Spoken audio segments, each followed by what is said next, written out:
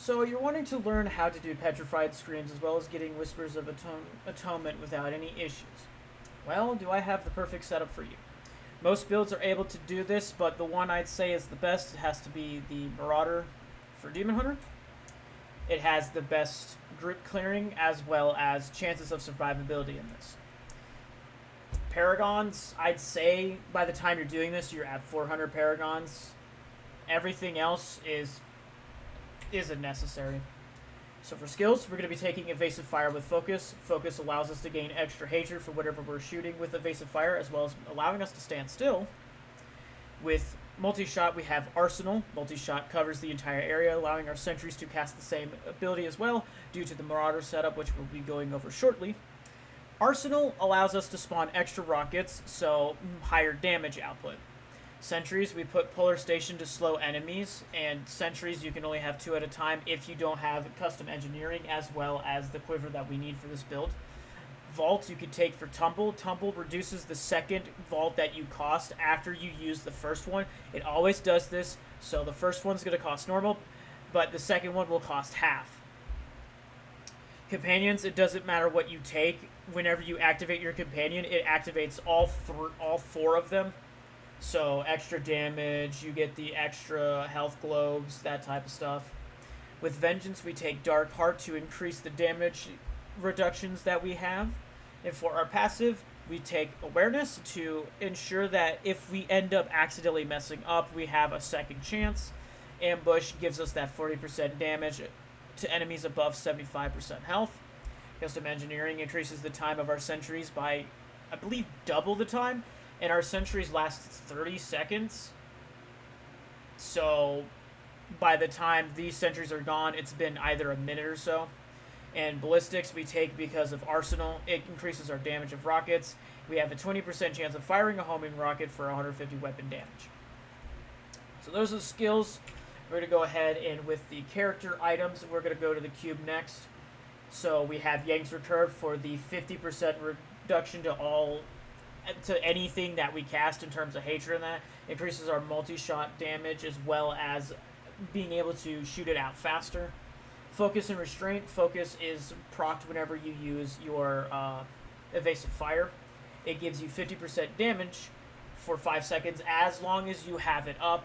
Restraint, whenever we activate multi-shot, it'll give us that 50% damage, making it 100% damage if both are up. You just need to make sure that you're spamming both throughout the Echoing Nightmare. The Marauder setup. The Marauder is what we're running. It gives us all the companions at 2.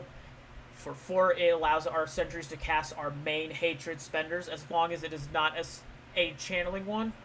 And for the 6, and the most egregious reason why you run this build, is your primary skills deal 9,500% damage increased for every single sentry active. Which is why the quiver, the Bombardier's Rucksack, is needed for this, because it gives you 2 additional sentries.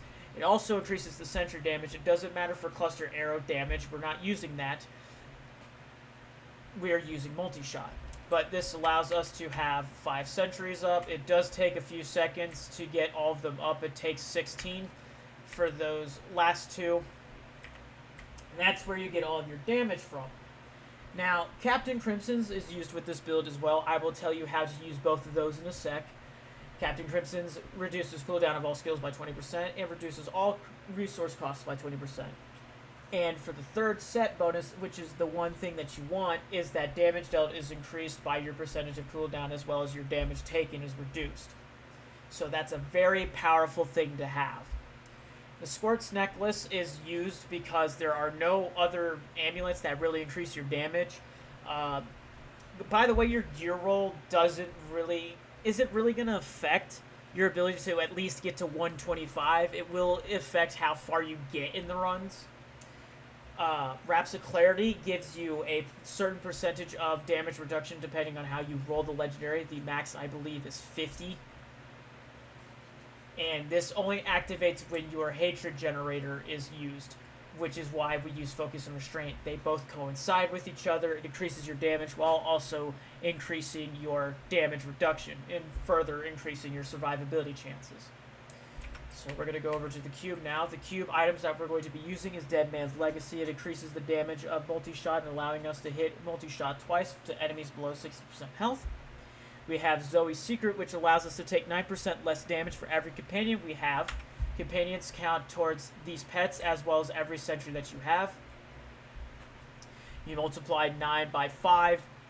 There's your damage reduction. Ring of Royal Grandeur decreases the amount of items needed for a set bonus to trigger via 1. So this is how I'm able to have 5 pieces of Marauder as well as 2 pieces of Captain Crimson's, and having both these bonuses. You are required to use Focus Restraint if you want those bonuses. Another thing to take into consideration is your follower. Your follower at least needs to have his relic to be where he cannot die, and you need the Flavor of Time amulet to make this more efficient if you want this to go smoothly. Another factor that you could take into consideration once you're further along the game, once you have at least, I believe, the Father Potion of the Altar done, allows you to spawn these circles. If you have that, well, that's the Mother one, but if you have the Father one, it gives you one of 4 random shrine abilities, and with Gloves of Worship, that allows them to last 10 minutes.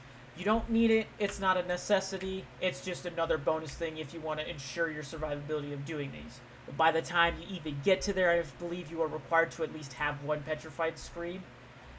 You don't need to have one done until at least further along. You need to do at least 2 if you want to have an easier time. But nonetheless, that is pretty much all you need to do in terms of builds, or I guess setting up the build. And now we're going to go ahead and show you 2 ways of doing this.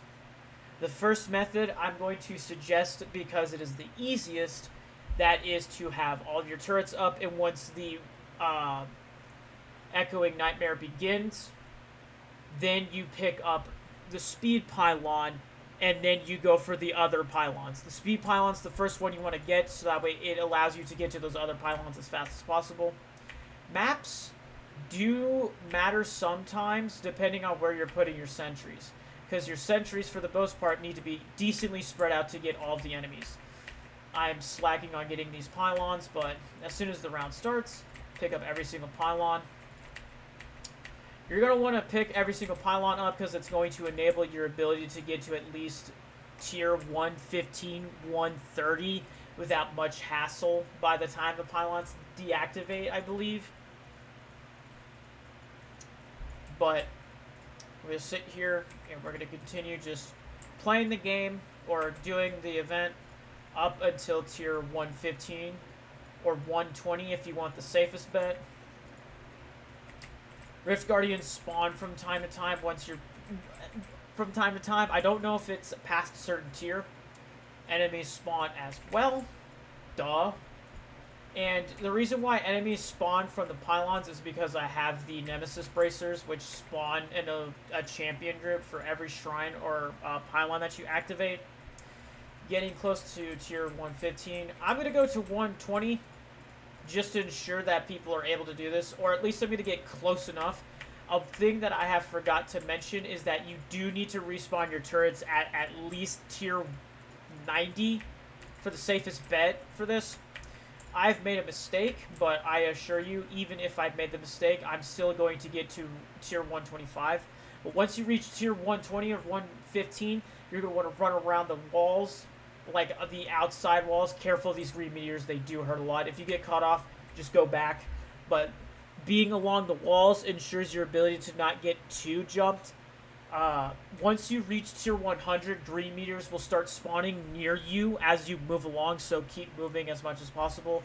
There are also these giant gray circles that'll spawn towards the center. Don't be standing in that as well. That's a huge AoE effect that can kill you decently at that stage, or it'll activate one of your death savings. Do make sure to have enough blood shard space for all of the gear that you're getting, or for all of the blood shards that you're going to get. You get it up to 500, 600 shards. I'm going to take the L and not pick up the ones that spawned earlier because I forgot to spend mine. Don't matter of those primals. They're terrible for me right now. That's why I salvaged them. That is the easiest way to get it done. And now I'm going to show you the quote-unquote more challenging way, is just to push and see as many tiers as you want.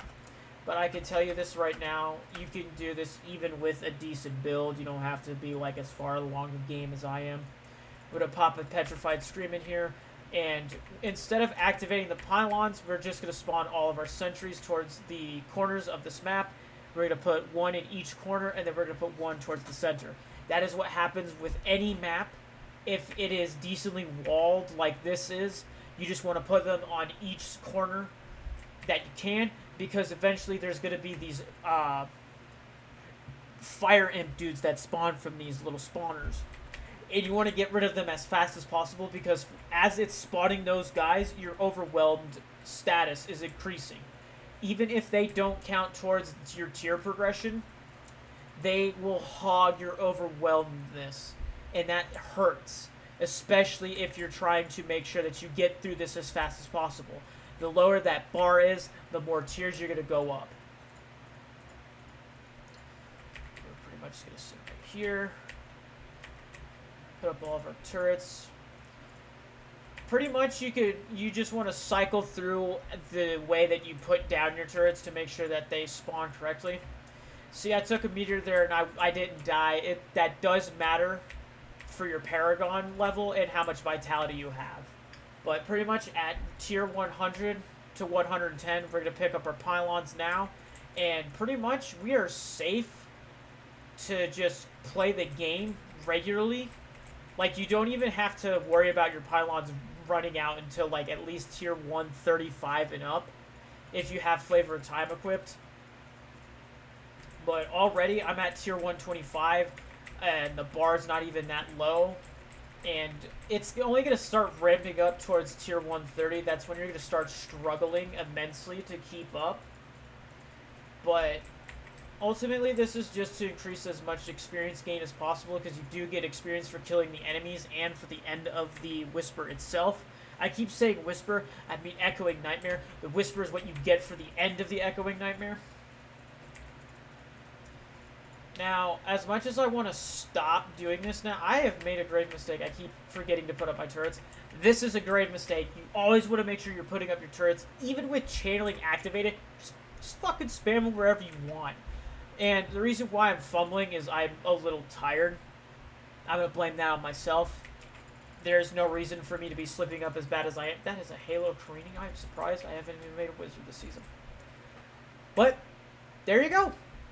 Those are two methods of that's two ways of doing this with, I'd say, the safest build in the game.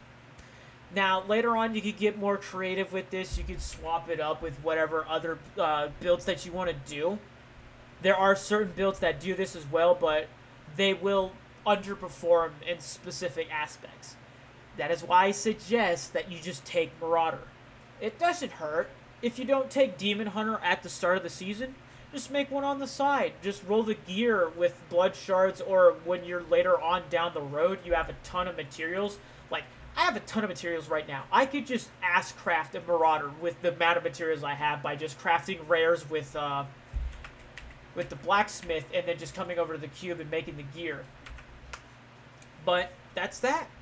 That is the easiest way, in my opinion. I hope this answers every single one of your problems that you've had potentially, or if you're just looking for the fastest way to do this. And this has been Niall, and I hope this video helped. Hope to see you in the next one.